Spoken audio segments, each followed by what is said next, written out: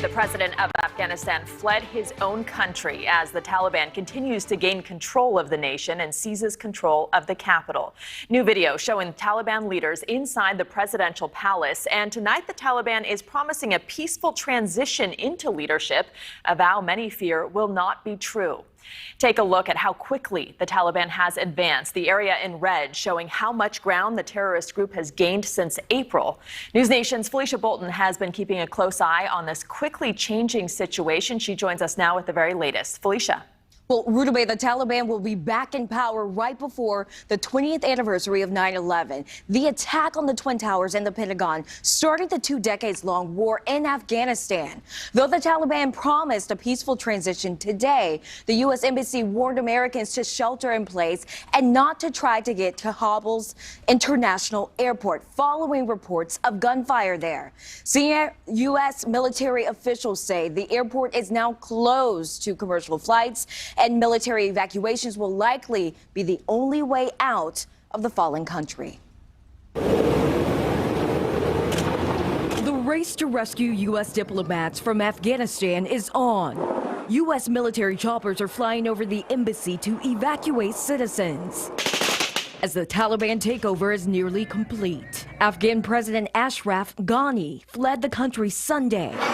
Women are seen forced to put on burqas, a staunch requirement placed on them by the new leadership. And soon, the militant group plans to declare the country as the Islamic Emirate of Afghanistan from the presidential palace, a return to the name of the nation under their rule prior to the 9/11 attacks.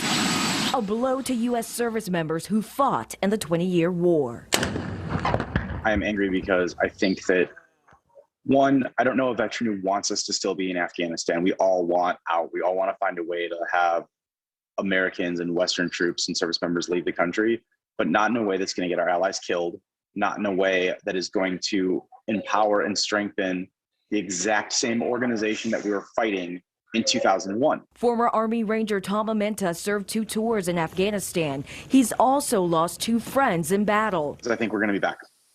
And I hate that. I cannot express enough how angry I am ultimately at the thought of knowing that my friends' sons and daughters will put night vision down over their eyes and walk into what I walked into in 2002. The insurgents took over the country weeks before the final pullout of American and NATO troops. Now the U.S. and the U.K. are deploying soldiers to protect nationals attempting to leave. And both are standing by their decisions to remove their soldiers permanently. Human rights equalities were promoted and protected in a way that Afghanistan hadn't seen before. And what we're trying to do now is to make sure that we don't prematurely, bilaterally recognize a new government in Kabul without forming a common view and setting the same conditions about how that government should behave. On Twitter, the White House says Biden and Harris are focused on ensuring the safety of civilian personnel, evacuations of special immigrant visa applicants,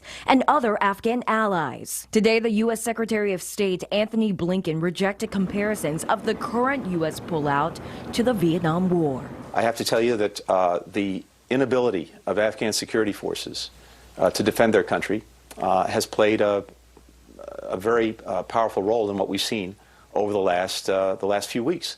The fact is, we invested, the international community invested over 20 years, billions of dollars in these forces, 300,000 of them, with an air force, something the Taliban didn't have, with